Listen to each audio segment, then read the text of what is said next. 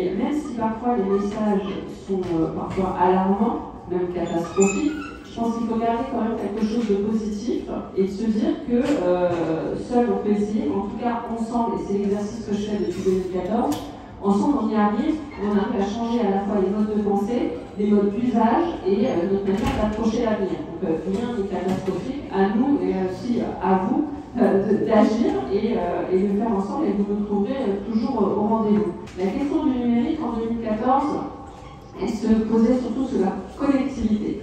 On voulait savoir, on voulait tous être connectés, on a eu le plan France au débit pour pouvoir permettre à toutes et à tous d'avoir un accès Internet, et on a commencé par ça.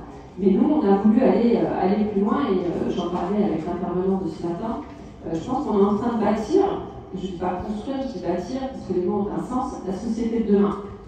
Et la société de demain, c'est maintenant, on disait ça en 2015, mais c'est la société d'aujourd'hui et celle du futur. Donc ça nous permet à nous de prendre conscience aussi de l'impact qu'on peut avoir environnemental, mais aussi de l'impact dans la société au global. On m'a posé une question un jour en conférence, on m'a dit, Madame Tréquillard, comment vous voyez le numérique? En disant, mais en fin de compte, je suis plutôt contente parce que j'ai souhaité, je leur disais, on va construire ensemble la société du désir. Désir, le D de durable, éthique parce qu'on veut donner du sens, solidaire parce qu'en fin de compte, dans tout ça, il y a de la solidarité, inclusivité, c'est la lutte contre toutes les discriminations. Ce matin, on a parlé aussi d'autres continents qui étaient impactés, c'est-à-dire des déchets qu'on produit ici, qui arrivent en Afrique. Le documentaire que vous allez voir cet après-midi, il est juste effarant. On parle de l'Afrique lointaine, mais il y a l'Afrique du Nord aussi. Et il y a tout un tas de business models qui sont en train de se créer, et responsables. Et dans responsable, j'ai mis l'impact environnemental, mais je mis aussi un sujet que vous devez entendre selon les profils et les filières, la cybersécurité. Il y a plein de choses dans le responsable. Et un projet qui ne prend pas en compte en termes de collectivité, on parlait de législation, etc., en tout cas, si on met pas l'humain au centre et nos actions très humaines au centre, il ne se passe pas grand-chose. On peut faire des législations, on voit bien qu'avec entre guillemets, les déchets qui partent en Afrique ou dans d'autres contrées lointaines, on voit bien que s'il n'y a pas un humain qui se dit moi je prends la responsabilité et je vais créer mon dispositif de recyclage, on voit bien qu'il ne se passe rien. Donc ce qui est important aujourd'hui, c'est que chacune, s'il y a un message en sortant de cette salle que je souhaite vous porter, parce que moi-même j'ai été étudiante à l'unité de Vitaneuse, à l'Institut Galilée, à Sorbonne, etc. Aujourd'hui, rien n'est perdu, il faut juste qu'on prenne conscience dans nos usages et encore bien plus avec l'avènement de tout ce qui est autour de l'intelligence artificielle qui va nécessiter encore beaucoup de ressources énergétiques, beaucoup d'impact, etc. Il se passe un événement mondial qui s'appelle le Covid. Et on travaillait déjà sur ce qu'on appelle l'inclusion numérique. Avec notre partenaire Emmaüs Connect et Noémie en parlera aussi, puisqu'on travaille ensemble sur cette fameuse filière. 2020. En 2020, il y a cette fameuse épidémie, on travaillait déjà sur la notion d'inclusion numérique. Permettre à toutes et à tous d'avoir un accès à un ordinateur, un smartphone, à une connectivité. On s'aperçoit qu'en fin de compte, on a plus de 13 millions d'éloignés du numérique, on en a 17 millions. Et on s'aperçoit que pour chercher un travail, il faut du numérique. Pour se former, il faut du numérique. Pour aller en vacances, parce que vous avez besoin de booker quelque chose, il faut du numérique. Pour trouver un médecin, cette période-là, il fallait du numérique. Et on se retrouve avec cette vraie problématique. Là, qu'est-ce qu'on fait avec la commune? On dit, on a quand même pas mal d'acteurs économiques qui sont sur notre territoire, des TPE, des PME, les plus grands. Et on se dit, si on les appelait, si on se posait la question de quels sont les ordinateurs qu'ils ont eux-mêmes, par les tiroirs ce matin, mais parfois on a des cas où on a des entreprises qui avaient des tas d'ordinateurs, des tas de smartphones qui étaient inutilisés. Et le S de solidaire, il prend tout son sens. C'est-à-dire que là, on se met autour de la table et ils disent, allez, nous, notre idée, c'est ça. C'est on récupère les ordinateurs et on fait appel à un centre de formation qui se trouve à Saint-Denis. Je sais qu'il y a des étudiants de l'unité de Saint-Denis qui sont potentiellement dans la salle. Coucou. Et en fait, on dit, on va prendre des étudiants et on va leur dire, vous avez un problème, c'est Covid, vous n'avez pas de stage. Donc vous avez un vrai sujet, comment on fait pour valider les examens. Donc on dit, on va récupérer les ordinateurs et puis on va vous faire accompagner par des ingénieurs et des profs. On va les reconditionner avec un attachement particulier sur la data. Vous en avez parlé ce matin, la data, c'est aussi la protection des données RGPD, mais c'est aussi assurer à celui qui donne l'ordinateur qu'on ne va pas redonner en train de redistribuer ses photos de vacances avec sa famille. Donc c'est hyper important. Et derrière ça, on crée une expérimentation. Parce que, tel que je ne l'ai pas dit, mais c'est un des territoires les plus innovants de France, reconnu même international. On en est très très fiers. Et donc on crée ce cycle vertueux, on récupère les ordinateurs, des étudiants viennent les reconditionner et on les redistribue au plus proche des habitantes et des habitants dans le besoin, parce qu'eux ils en ont besoin concrètement pour suivre leur cours en ligne, pour appeler les médecins, pour faire leur procédure administrative, etc., etc. De là, on se dit comment on va pouvoir industrialiser. On a expérimenté, on a compris comment ça fonctionnait, on a bien vu que de toute manière, j'ai même parlé d'économie. Alors on essaye de réconcilier l'économie avec l'écologie. Et sans modèle économique, on ne peut absolument rien faire aujourd'hui. Donc l'idée, ça a été de réfléchir ensemble avec les acteurs économiques sur comment on pouvait créer quelque chose de vertueux qui satisfasse tout le monde et qu'on puisse permettre à l'ensemble, en tout cas, d'avoir un ordinateur à la maison, un smartphone. Et ensuite, on a la rencontre, effectivement, alors, on appelle ça l'économie sociale et solidaire, l'économie circulaire. On a cette belle rencontre avec Emmaüs Connect. Vous évoquiez la campagne actuelle. Et là, effectivement, on est au cœur de ça. Donc, on est en train de se dire, on crée une filière de reconditionnement, sobriété énergétique, impact social, parce qu'on va former des jeunes de nos territoires sur des métiers de techniciens informatiques. Et en plus, on a de la solidarité, parce que l'idée, c'est de trouver aussi une source de financement avec des prix très très abordables pour pouvoir permettre à des gens qui sont en besoin de pouvoir récupérer des ordinateurs. Donc on gagne, je dirais, l'impact socio-économique. Et puis en plus, on est très fiers parce qu'elle va en parler, Noémie. On a gagné un prix à l'Estropole du Grand Paris et on essaie, avec notamment les valoristes et la régie de quartier de Saint-Ouen, pour pouvoir travailler sur ces sujets. Et si certains des étudiants sont intéressants, on pourra même leur organiser une visite. Merci, merci Mona. Là,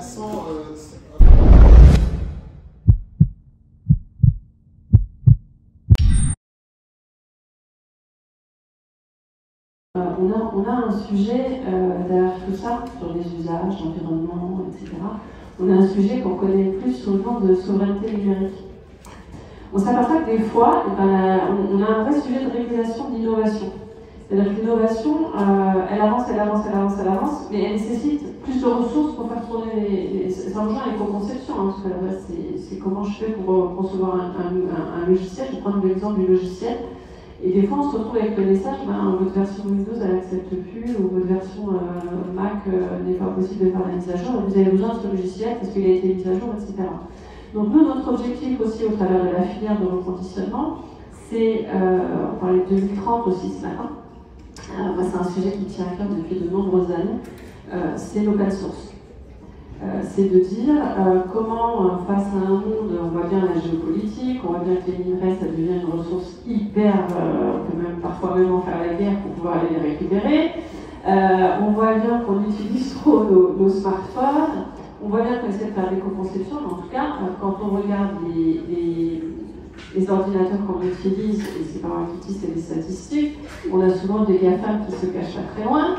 Et comment nous, on peut créer notre propre empreinte numérique pour justement réduire l'impact environnemental et puis reprendre un petit peu la maîtrise de notre écosystème numérique, etc. Donc la France, on n'a pas obligé, elle est bien avancée là-dessus, même sur sa place à l'Europe.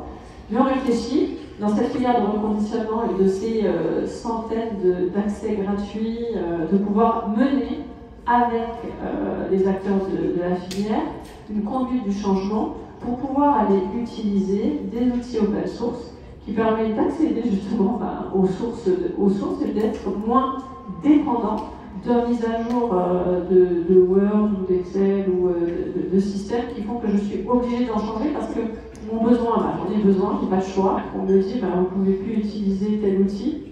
Devo, c'est un outil de visioconférence, donc j'ai pas le choix, j'en ai forcément besoin. La version web, elle n'est plus supportée. Je me pose la question. Donc voilà, donc, il faut aussi qu'on travaille là-dessus. Et là, pour le coup, c'est un enjeu hyper politique.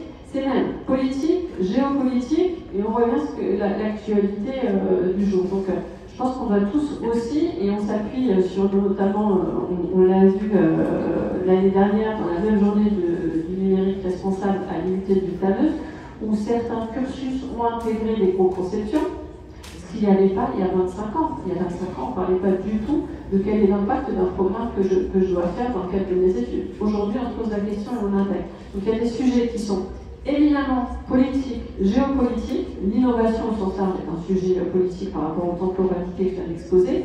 Et surtout, il faut qu'avec les chercheurs, les universitaires, des acteurs privés, moi j'ai tendance à dire qu'il faut qu'on réinvente le partenariat public-privé et citoyen et planète pour réduire notre impact.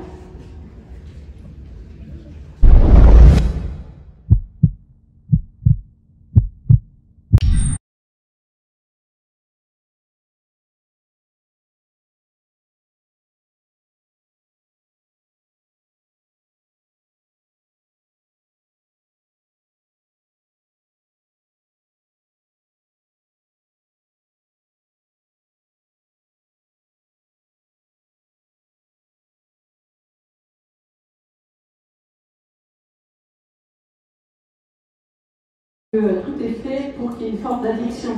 Donc on est complètement... combien de personnes aujourd'hui se sont connectées ou font autre chose pendant qu'on a la conférence? C'est typiquement ça. Donc ça crée aussi des impacts psychologiques, des sciences cognitives, et il y a un vrai sujet, je dirais, d'humanité là-dessus et du sens qu'on veut donner à tout ça. Je vous rappelle qu'en ce moment, on est en train de vivre quand même un changement d'air. Moi j'appelle ça l'ère entre guillemets de la paresse, avec l'avènement de l'IA générative et de ce qui est en train d'arriver comme un tsunami quand même. Pour le dire, je donne souvent l'anecdote parce que je donne des cours aussi dans les grandes écoles, et j'ai vu arriver tout un tas de copies ChatGPT, IA diverses et variées, et tout ça, l'esprit critique, on est en train de le perdre. Donc il faut aussi qu'on soit hyper vigilant dans les nouvelles méthodes pédagogiques pour pouvoir faire que ces nouvelles générations, vous puissiez avoir l'esprit critique et pas vous faire absorber, je dirais, lobotomiser, même je fais exprès d'utiliser le terme un peu fort, mais lobotomiser par les outils du numérique. Alors les usages, nous on a fait le choix en tout cas, on parlait de l'humain, parce qu'on a tous besoin, ou pas d'ailleurs, d'autonomie numérique qui est aussi dans le champ de l'inclusion numérique. Et on a fait le choix que chaque habitant et chaque habitant, à 10 minutes de son domicile, à pied, il a une solution et il a quelqu'un qui soit lui apporte un équipement, soit lui apporte une connectivité, ou soit l'accompagne pour aller gérer ses soucis avec son petit garçon sur le site de la gare. Donc voilà, je pense qu'il y a beaucoup d'humains dans tout ça, et qu'il faut absolument, parce que je travaille beaucoup sur l'intelligence artificielle ces derniers temps, même avant qu'il y ait cette histoire de ChatGPT, etc.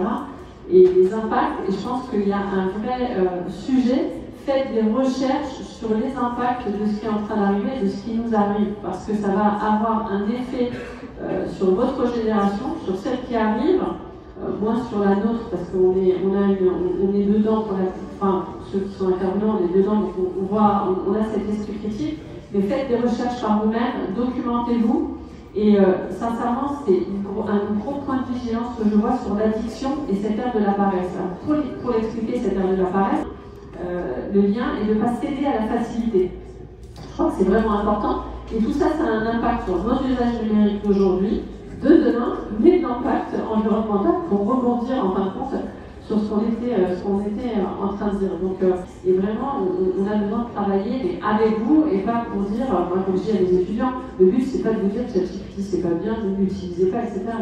Le but c'est de dire, sachez l'utiliser à bon escient pour que vous puissiez apprendre et non déléguer vos savoirs à des outils numériques qui sont encore de plus en plus, on n'en a pas parlé, hein, mais l'impact environnemental d'une requête sur une intelligence générative, c'est énorme.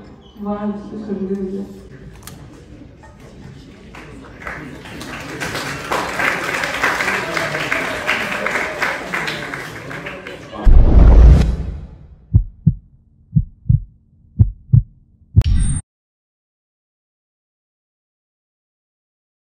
Aussi pour parler de ce qu'on a parlé des entreprises, des politiques, effectivement, il y a aussi se saisir des enjeux en tant que citoyen. Moi, je suis persuadé qu'un levier pour ça, c'est la sensibilisation.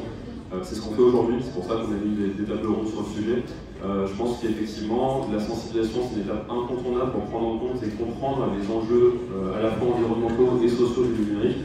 Je pense que voilà, si on prend conscience des enjeux liés à l'IA, je ne suis pas certain qu'il y a encore beaucoup de gens dans la salle qui continueront à utiliser l'IA.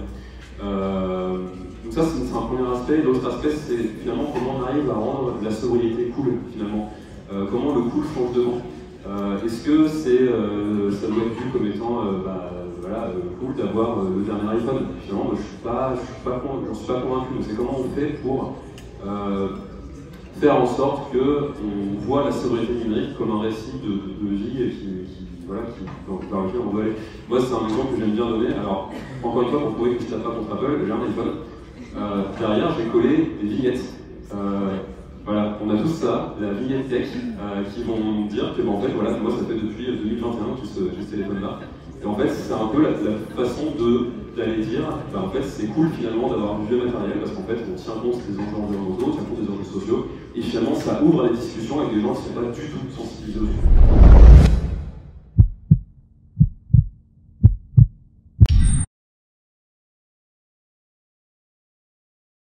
En Ile-de-France, on a différents canaux en fait, où on peut atteindre les publics. On a des points d'accueil où les collectivités et les structures sociales peuvent orienter ces publics-là qui sont accompagnés par des travailleurs et des travailleuses sociales, par des institutions parce qu'elles perçoivent une allocation. Vous et moi, on ne peut pas accéder à ces services-là, mais c'est important que ces services-là soient accessibles uniquement pour une partie qui est en grande fragilité. Donc on a des points d'accueil, on organise aussi des distributions grâce au soutien aussi parfois des acteurs et des actrices du monde économique. On a récemment organisé une grande distribution à Bobigny, justement, c'était l'année dernière, donc 200 PC pour équiper les étudiants et les étudiantes en situation de précarité numérique et sociale, parce que tout ça c'est indissociable en fait. L'un des grands freins à l'inclusion numérique, c'est d'abord économique, donc c'est super important. Et aussi pour refaire un peu le lien avec le local, les habitants et les autres structures, on travaille beaucoup en réseau. Vous connaissez le groupe Emmaüs. Je ne sais pas si c'est très clair pour nous, parfois moi aussi je m'y perds, mais on est une association donc, qui est juridiquement, financièrement indépendante. On fait partie d'un grand groupe avec, c'est un mouvement en fait, on partage des valeurs d'inclusion, on partage des valeurs de partage, d'accueil inconditionnel. Et aussi on travaille avec deux structures associatives qui sont très implantées localement et on les accompagne aussi dans l'accès à ces compétences numériques, l'accès à la connexion et l'accès à l'équipement. Très concrètement, on peut leur envoyer des équipements, on peut les accompagner sur les petites réparations, sur le reconditionnement, sur comment on accompagne un tel sur l'accessibilité à son smartphone et aux compétences et à leur accès aux droits. Juste pour dire qu'on n'est en effet pas seul là-dedans et que l'ESS a évidemment est pour moi un monde d'opportunités, mais qu'on a aussi besoin d'aide et financière et de reconnaissance et en ressources humaines. Voilà.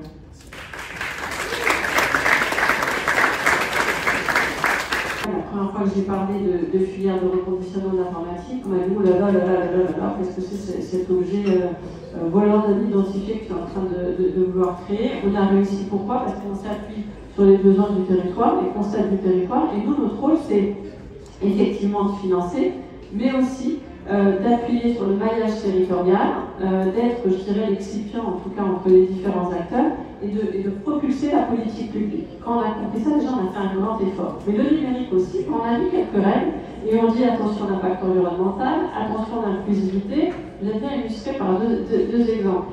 Un, on a reçu les JOP 2024, c'est poser la question du handicap. On en a beaucoup parlé, mais on a été quand même précurseurs sur ce sujet. 15% de la population mondiale, 80% de handicap invisible. On parle de fracture numérique, vous l'avez illustré avec le problème de la carte, les personnes en situation de handicap, comment on fait pour les faire vivre ces moments magiques des JOP via le numérique et pas que. On s'est posé ces questions, on a fait monter, on a accompagné des organismes de l'économie sociale et solidaire. On les a impulsés, on les a accompagnés, on les a financés. On a permis de créer de l'innovation sociale. Parce que pour moi, le numérique, ça fait partie de l'innovation sociale. Si on ne met pas au cœur l'humain, il ne se passera absolument rien. Un autre exemple numérique aussi, c'est aussi une solution. Vous évoquiez mon travail que je fais sur la transformation numérique. On travaille avec le secteur du BTP, qui est le premier secteur qui génère, enfin qui a un impact environnemental majeur et plutôt négatif. On travaille sur le métabolisme urbain, en se disant qu'effectivement, une ville, ça produit des déchets, et comment ça peut redevenir ces déchets une matière première à un autre chantier qui va démarrer sur le territoire ou pas très loin. Et on s'est aperçu qu'on gagnait parce qu'il y avait des gestions de déchets. Alors, on parlait tout à l'heure des déchets numériques qui partent en Afrique, mais il y a des déchets de chantier qui partent en Belgique et qui revenaient en Seine-Saint-Denis, qui partaient de Seine-Saint-Denis. Donc l'impact environnemental, on le traite dans tout le cycle de vie d'un secteur. Et là, on a engagé une transformation numérique du secteur du BTP avec de l'intelligence artificielle. C'est juste pour vous dire aussi que le numérique, à partir du moment où on a compris qu'il y avait un impact et que dès le départ, dans la modélisation des processus, on veut réduire cet impact négatif, mais augmenter, on veut réduire l'impact négatif, c'est possible et c'est une solution. Et pourquoi ça part et pourquoi ça fonctionne? C'est quand on a un maillage territorial d'acteurs publics qui jouent le jeu, qui jouent sur les exigences de départ, quand on a des acteurs économiques qui jouent le jeu aussi parce qu'on leur dit qu'effectivement ils vont pouvoir avoir des valeurs d'éthique, de responsabilité. J'évoquais tout à l'heure avec la première intervenante le CSF, industrie de la sécurité et de la défense avec lesquels je travaille, donc c'est tous les acteurs Thales, etc. de la défense, qui sont quand même la grosse industrie, et qu'on arrive à convaincre de dire il faut que vous réfléchissiez à votre impact environnemental, et dès que vous commencez à penser votre innovation numérique, intégrer ces exigences, et ça crée une impulsion. Donc le rôle du territoire, c'est aussi ça. Et pour revenir sur le champ social, travailler aussi sur la place de la fée, j'ai vu qu'il y avait beaucoup de femmes en plus dans la salle, donc sur la vie. Travailler sur la féminisation des filières, parce que le numérique, c'est pas uniquement des ingénieurs en informatique, mais c'est aussi, j'ai un exemple d'assistance cybersécurité où c'est des personnes qui ne sont pas du tout dans le numérique, qui sont capables d'accompagner sur la mise en œuvre de gestes cyber en entreprise pour protéger des attaques, du clic, du SMS, on clique, etc. En fait, elles sont des ambassadrices. On a eu le métier a été créé sur notre territoire avec une promotion à 99% de femmes. Donc voilà, il y a du social, il y a de l'impact sociétal, il y a de l'impact social, il y a de l'impact économique et il y a de l'impact environnemental. Et le rôle de la collectivité et du politique, c'est d'impulser, d'accompagner, de favoriser le maillage et de faire, je dirais, industrialiser, rationaliser et essaimer. Notre enjeu, il est d'essaimer. Et en France, on a tous les ingrédients, tous les acteurs qui sont en partie ici d'ailleurs, pour le faire. Donc moi je dis, je voudrais quand même laisser un message positif et se dire qu'on a tout à bâtir ensemble. Merci beaucoup.